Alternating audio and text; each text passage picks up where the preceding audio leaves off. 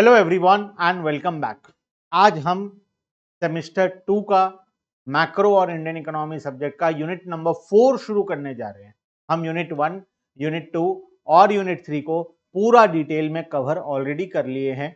आज हम unit number 4 जिसका नाम है रोल ऑफ गवर्नमेंट, इकोनॉमी को चलाने के लिए गवर्नमेंट का क्या रोल होता है और मैक्रो इकोनॉमिक प्रॉब्लम्स जो इस यूनिट के अंदर में हम लोग पढ़ने जा रहे हैं।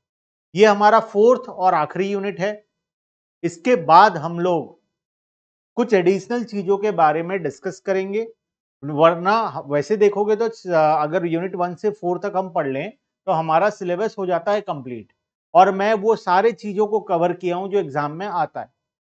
इसके बाद मैं क्या करूंगा, जब हमारा यूनिट 4 कंप्लीट हो जाएगा उसके बाद में कुछ और वीडियोस तुम्हारे लिए लेकर आऊंगा जो एक्सेप्शनली कभी कभार इधर उधर से क्वेश्चन आ जाता है ना, वो सारे क्वेश्चंस को भी मैं कवर करवाऊंगा और हम इसी तरीके से आगे बाकी सारे सब्जेक्ट्स को पढ़ने वाले हैं।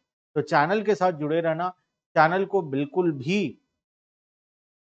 छोड़ना मत। चैनल को जुड़े रहने के लिए सब्सक्राइब कर देना और बेल बटन को दबा देना, जिससे कि तुम्हें नोटिफिकेशन मिलता रहेगा। ठीक है, मोबाइल ऐप डाउनलोड का लिंक डिस्क्रिप्शन बॉक्स में दिया हुआ है और नीचे एक व्हाट्सएप नंबर दिया है, वो तो तुम जानते ही हो। तुम्हें व्हाट्सएप नंबर में अपने कॉलेज का नाम मैसेज करना है, जिससे हम तुम्हें तुम्हारे कॉलेज के ग्रुप में ऐड कर देंगे।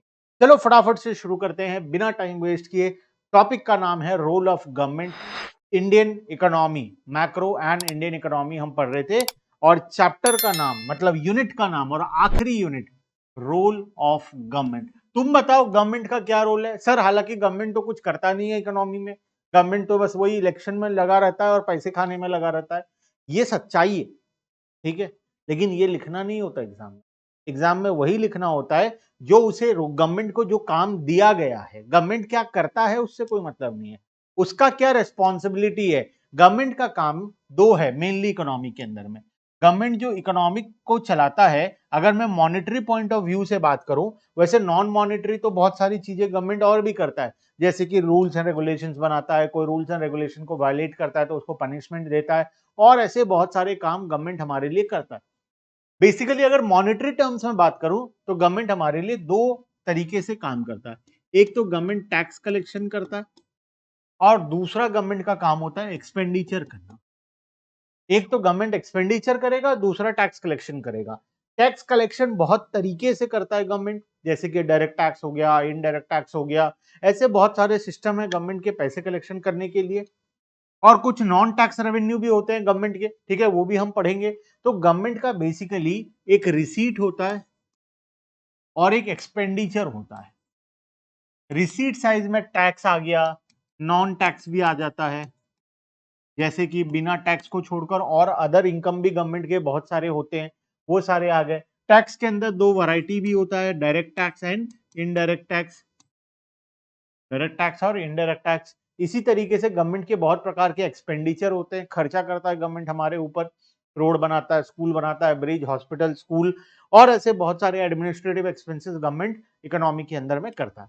तो बेसिकली गवर्नमेंट का काम इतना ही है कि वो पैसा कलेक्शन करता रहे और उसी पैसे से इकोनॉमी को चलाता रहे। तो ये दो बड़े बड़े काम गवर्नमेंट को दिए गए हैं, लेकिन गवर्नमेंट रियलिटी में यही दो काम अच्छे तरीके से नहीं कर पाता। हाँ, टैक्स कलेक्शन तो अच्छे से कर लेता है, लेकिन एक्सपेंडिचर की जगह वो अपना पर्सनल पैसा निकालकर पॉलिटिकल पार्टीज ले जाते हैं।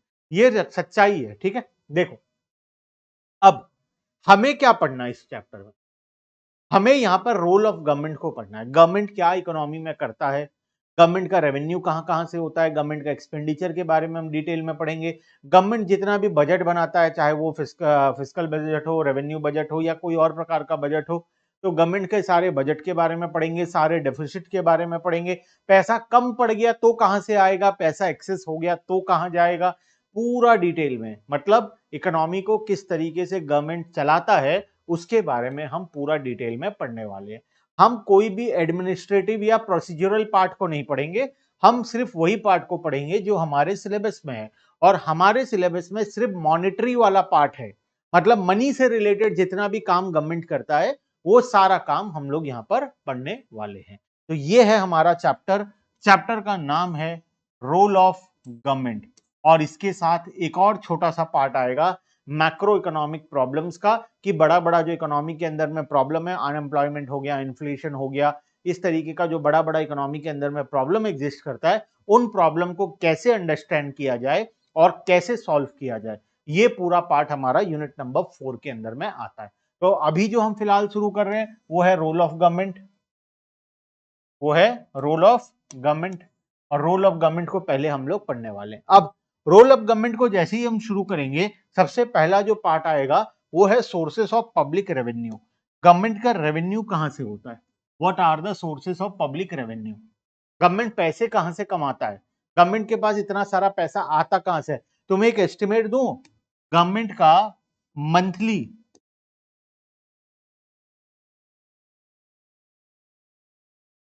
जीएसटी से कलेक्शन होता है 1,50,000, इनकम टैक्स से कलेक्शन होता है 1 लाख, अदर कलेक्शन होता है 3 लाख का कलेक्शन होता है। सर बस महीने में 3 लाख, मेरे पापा का इनकम तो इससे ज्यादा है, 3 लाख करोड़। ये जो फिगर है ये करोड़ में है, 1.5 lakh crore, 1 lakh crore, 50,000 crore, on an average government का monthly revenue 3 lakh crore rupees का होता है। 3 लाख नहीं या 3 करोड़ नहीं, 3 लाख करोड़, इतना रेवेन्यू गवर्नमेंट का हर महीने होता है।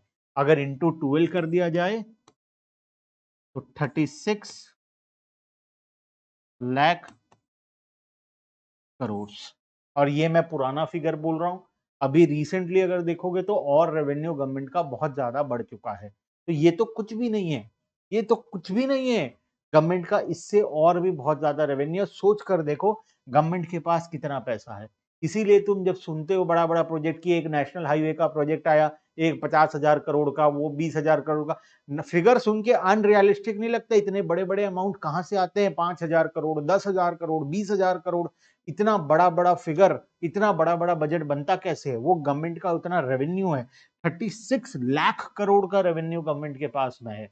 और ये रेवेन्यू है, ये पैसा आ रहा है हर साल।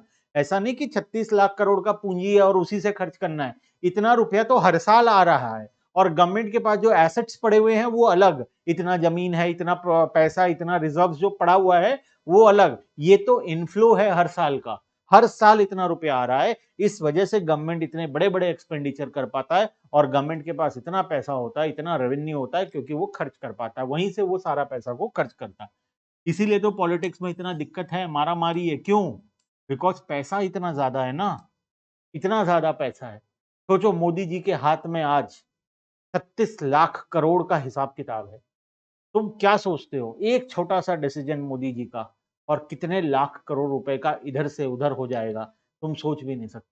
मतलब इतना बड़ा फिगर वो एक चुटकी में इधर उधर कर सकते हैं, ये कोई सोच भी नहीं सकता। इस वजह से पॉलिटिक्स में इतना हाई लेवल में पहुंचना इतना डिफिकल्ट होता है। देखो, government can obtain revenue through many sources, government का बहुत सारा सोर्सेस है रेवेन्यू का, ठीक है।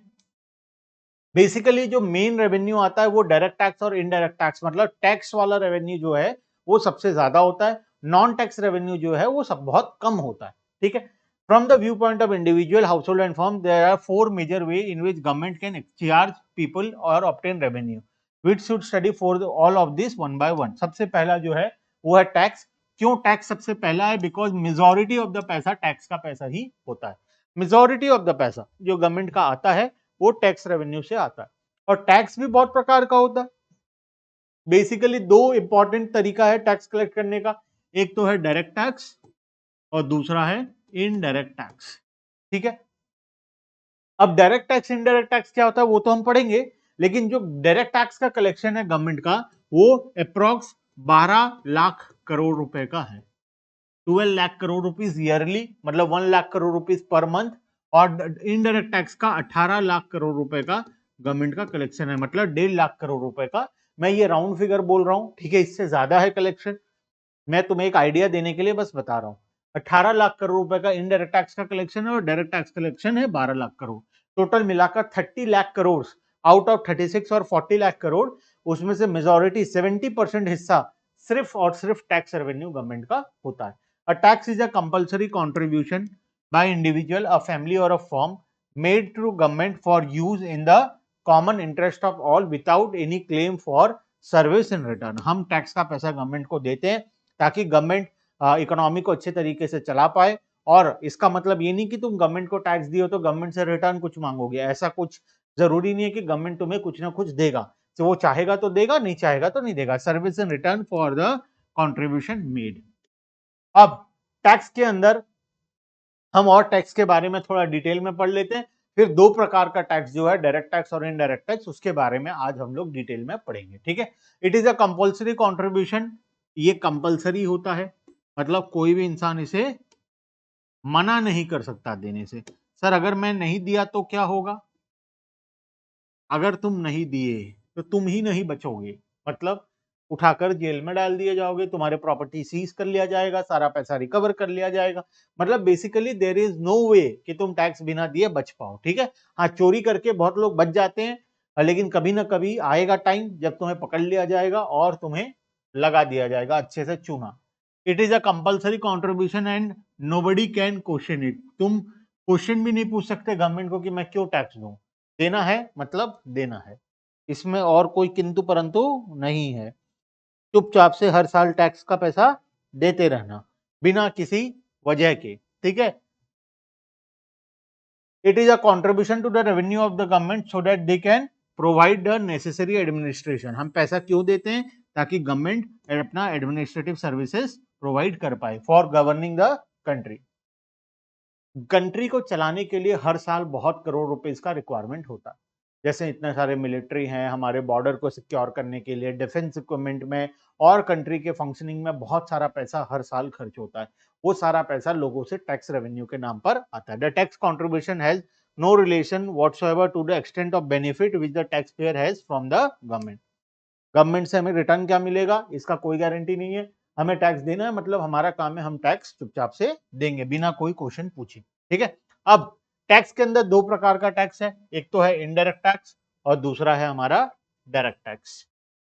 मैं आज तुम्हें डायरेक्ट और इनडायरेक्ट के बारे में पूरा डिटेल में पढ़ाने जा रहा हूं। ठीक है। देखो, डायरेक्ट टैक्स बहुत प्रकार का होता है। प्रोपोर्शनल टैक्स होता है, प्रोग्रेसिव टैक्स होता है, रिग्रेसिव होता है, डी रिग्रेसिव होता है। इंडिया में प्रोग्रेसिव टैक्सेशन सिस्टम चलता है। This is India. प्रोपोर्शनल भी नहीं होता इंडिया। इंडिया के अंदर जो डायरेक्ट टैक्स का सिस्टम है वो है प्रोग्रेसिव टैक्सेशन सिस्टम, इंडिया के अंदर में है।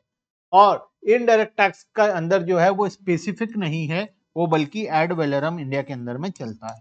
तो इंडिया में डायरेक्ट टैक्स का जो वे है कलेक्शन का वो है प्रोग्रेसिव वे, और इनडायरेक्ट टैक्स का जो वे है वो है एड वैलोरम बेसिस पर हम टैक्सेस को लगाते हैं, इनडायरेक्ट टैक्सेस। ठीक है। अब ये दोनों कैसे काम करता है, किस तरीके से काम करता है, वो हम लोग पढ़ेंगे। ठीक है, आ जाओ एक एक करके। सबसे पहला डायरेक्ट टैक्स और इनडायरेक्ट टैक्स, और हम इसके बारे में आज डिटेल में पढ़ने वाले। A direct tax is really paid by a person to on whom it is legally imposed. जिसके ऊपर लीगली इम्पोज किया जाएगा वो उसे पे करेगा।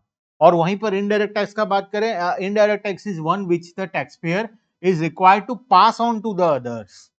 जिसको हम दूसरे को पास ऑन कर देते हैं। सर हमें समझ में नहीं आया, ये पास ऑन कैसे करते हैं बताता हूं, रुको अभी एक एग्जांपल लेकर दोनों तुम्हें समझाऊंगा मैं। ठीक है।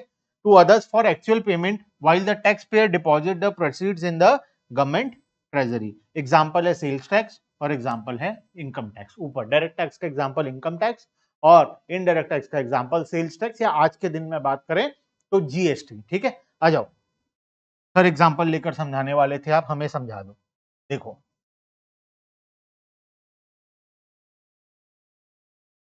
दो पार्ट में मैं इसे डिवाइड कर देता हूं। ठीक है। डायरेक्ट टैक्स और इनडायरेक्ट। ठीक है। एक है डायरेक्ट टैक्स और दूसरा है इनडायरेक्ट टैक्स। ध्यान देना, डायरेक्ट टैक्स क्या होता है? मान लो मेरा इनकम हुआ, मेरा इनकम हुआ 5 लाख रुपए का, मैं 50 लाख रुपए का ले लेता हूँ। 50 लाख का इनकम हो रहा है। ठीक है। मेरा इनकम है 50 लाख। अब इस 50 लाख के ऊपर मुझे टैक्स देना पड़ेगा।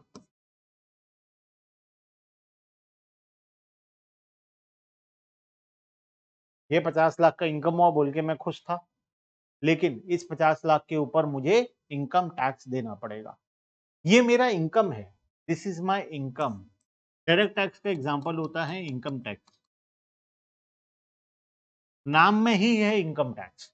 इसका मतलब इनकम होगा तो टैक्स देंगे, इनकम नहीं होगा तो टैक्स नहीं देंगे। अब की बार मेरा 50 लाख रुपए का इनकम हुआ, तो मैं इस 50 लाख रुपए के ऊपर गवर्नमेंट को टैक्स दूंगा। तो ये इनकम किसका हुआ था? मेरा हुआ था। टैक्स कौन देगा? मैं दूंगा। तो मतलब जिसका इनकम होगा वही गवर्नमेंट को टैक्स देगा। सर ऐसे ही तो होना चाहिए, इनकम मेरा है तो मैं ही टैक्स दूंगा ना, कोई और थोड़ी देगा। ऐसा नहीं होता, यहां पर सिचुएशन कुछ और होता है, ध्यान से सुनना, इस वजह से बता रहा हूं। इनकम मेरा है तो मैं टैक्स दे रहा हूं, मेरा जितना इनकम होगा मैं उसके ऊपर गवर्नमेंट को टैक्स देता जाऊंगा। मान लो 20% का टैक्स है, तो मैं गवर्नमेंट को 10 लाख रुपए का टैक्स पेमेंट कर दिया, मेरा काम खत्म। मेरा इनकम, मैं टैक्स किया, मैं टैक्स दिया, किसके पॉकेट से पैसा गया? मेरे ही पॉकेट से पैसा गया।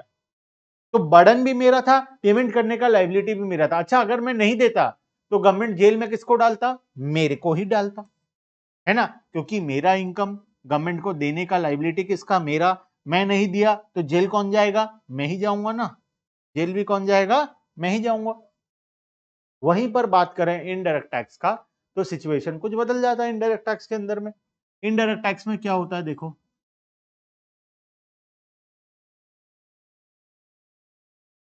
ये शॉपकीपर है, ये मैं हूं। मैं दुकान से सामान खरीदा, मैं दुकान से सामान खरीदा जिसका एमआरपी था 118 रुपए, मतलब प्राइस था 100 रुपए, प्लस जीएसटी ऐड हो गया, कितना? 18 रुपए। टोटल एमआरपी आ गया 118 रुपए। तो मैं ये पैसा किसको दूंगा? मैं ये 118 रुपए का पैसा शॉपकीपर को दे दिया। शॉपकीपर के पॉकेट में कितना आ गया? 118 रुपए। पैसा किसके पॉकेट से गया? मेरे पॉकेट से गया। मैं सामान खरीदा, पैसा मेरे पॉकेट से गया, लेकिन क्या मेरे पॉकेट से पैसा गवर्नमेंट को गया? नहीं, मेरे पॉकेट से पैसा शॉपकीपर को गया। अब शॉपकीपर क्या करेगा? शॉपकीपर ये 100 रुपए अपने पास रख लेगा, जो प्रोडक्ट का प्राइस है वो अपने पास रख लेगा। ये जो जीएसटी है, ये जीएसटी को वो ले जाकर किसे डिपॉजिट कर देगा? गवर्नमेंट को डिपॉजिट कर देगा। तो गवर्नमेंट को डिपॉजिट कौन किया? शॉपकीपर किया। लेकिन वो पैसा आया किसके पॉकेट से था? वो पैसा आया मेरे पॉकेट से था। मतलब यहां पर दो अलग अलग पर्सन है, एक मैं हूं जिसके पॉकेट से ये पैसा जा रहा है, और एक दुकानदार है जो पैसा गवर्नमेंट को दे रहा है। अच्छा, अगर गवर्नमेंट को पैसा नहीं मिला तो वो किसे जेल में डालेगा? वो शॉपकीपर को पकड़ेगा। वो बोलेगा मैं तो कस्टमर को जानता नहीं, टैक्स देने का लाइबिलिटी किसका था? शॉपकीपर का। और शॉपकीपर अगर पैसा नहीं दिया गवर्नमेंट को तो शॉपकीपर जेल जाएगा। मैं तो चल जाऊंगा अपना सामान खरीद के घर में, खा पी के मस्त मजे करूंगा। फंसेगा कौन? शॉपकीपर। यहां पर प्रोडक्ट मैंने कंज्यूम किया, जीएसटी मेरे पॉकेट से गया, पेमेंट मैंने शॉपकीपर को दिया, शॉपकीपर ने किसको दिया? गवर्नमेंट को दिया। इस वजह से इसे हम बोलते हैं इनडायरेक्ट टैक्स। इनडायरेक्ट मतलब मैं पे कर रहा हूं, लेकिन मैं डायरेक्टली गवर्नमेंट को नहीं पे कर रहा, मैं शॉपकीपर को दे रहा हूं, शॉपकीपर गवर्नमेंट को दे रहा है। अगर कुछ गड़बड़ी हुआ तो फंसेगा कौन? शॉपकीपर फंसेगा, मैं नहीं फंसूंगा। वहीं पर इनकम टैक्स के केस में इसे हम डायरेक्ट टैक्स बोलते हैं, क्योंकि मेरा इनकम था, मैं ही गवर्नमेंट को टैक्स दूंगा। अगर गवर्नमेंट को पैसा नहीं मिला, कुछ गड़बड़ी हुआ तो फंसेगा भी कौन? मैं ही फंसूंगा। कौन से केस में? डायरेक्ट टैक्स के केस में। और इनडायरेक्ट में ये सिस्टम थोड़ा सा अलग होता है। इस वजह से डायरेक्ट टैक्स और इनडायरेक्ट टैक्स दोनों अलग अलग है। इनडायरेक्ट टैक्स के केस में हम डायरेक्टली गवर्नमेंट को पे नहीं करते, डायरेक्ट टैक्स के केस में हम डायरेक्टली गवर्नमेंट को टैक्स पेमेंट करते हैं। मेरे हिसाब से पूरा कॉन्सेप्ट यहां तक का क्लियर है। डायरेक्ट और इनडायरेक्ट के बीच का जो खेल है वो तुम्हें क्लियर हो गया है कि डायरेक्ट टैक्स किसे बोलते हैं, इनडायरेक्ट टैक्स किसे बोलते हैं। सर एग्जांपल दे दो डायरेक्ट टैक्स का। डायरेक्ट टैक्स का तो बेस्ट एग्जांपल है इनकम टैक्स। इंडिया में इनकम टैक्स लगाया जाता है और ये डायरेक्ट टैक्स का सबसे बेस्ट एग्जांपल है। इनडायरेक्ट टैक्स का बेस्ट एग्जांपल है जीएसटी, ये सबसे बेस्ट एग्जांपल है हमारे इनडायरेक्ट टैक्स का। तो दोनों का एक एक एग्जांपल भी हो गया और तुम्हें दोनों के बीच में डिफरेंस भी समझ में आ गया। ठीक है, चलो अब आते हैं यहां पर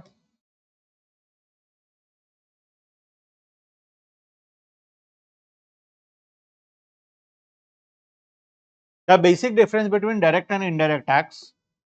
दोनों के बीच में क्या डिफरेंस है? Direct and indirect tax is that the former cannot be shifted by a person to another person while the latter can be. मतलब इनडायरेक्ट टैक्स को हम शिफ्ट कर सकते हैं, इनडायरेक्ट टैक्स को हम शिफ्ट कर सकते हैं, लेकिन हम डायरेक्ट टैक्स को शिफ्ट नहीं कर सकते। डायरेक्ट टैक्स हमें देना मतलब हमें ही गवर्नमेंट को देना पड़ेगा। इनडायरेक्ट टैक्स मुझे देना है तो मैं शॉपकीपर को दूंगा, शॉपकीपर गवर्नमेंट को देगा। ठीक है, second point, in the case of income tax the person whose income is found to be taxable has to pay tax himself. Income tax किसका एग्जांपल है? डायरेक्ट टैक्स का एग्जांपल है। और डायरेक्ट टैक्स के केस में मैं खुद government को डायरेक्टली दूंगा, मैं शिफ्ट नहीं कर सकता। In economics we say that for an income tax the impact as well as the incidence of tax, मतलब मेरे ही पॉकेट से पैसा जाएगा और गवर्नमेंट को भी कौन देगा? इंसिडेंस ऑफ टैक्स भी मेरे ऊपर ही पड़ेगा। लेकिन जीएसटी के केस में, in the case of an indirect tax such as GST, the impact of tax is on the shopkeeper while the incidence of tax is on the customer। मतलब मैं पैसा दूंगा लेकिन गवर्नमेंट को कौन डिपॉजिट करेगा? शॉपकीपर। मैं शॉपकीपर को दे दूंगा, शॉपकीपर गवर्नमेंट को डिपॉजिट करेगा। thus we can say that the indirect tax is one whose impact and incidents are on different portion। Clear है बात? यस, चलो अब इसके बाद टाइप्स ऑफ डायरेक्ट टैक्स है, टाइप्स ऑफ इनडायरेक्ट टैक्स हमारे टॉपिक में है। इसको हम नेक्स्ट क्लास में आगे कंटिन्यू करेंगे और हम पूरा सोर्सेस ऑफ रेवेन्यू को नेक्स्ट क्लास में कंप्लीट करेंगे। फिर हम आगे चलेंगे और बहुत सारे टॉपिक इस यूनिट के अंदर में है। ठीक है, चलो आज के लिए इतना ही, बाकी का डिस्कशन नेक्स्ट क्लास में। Bye bye everyone and thank you.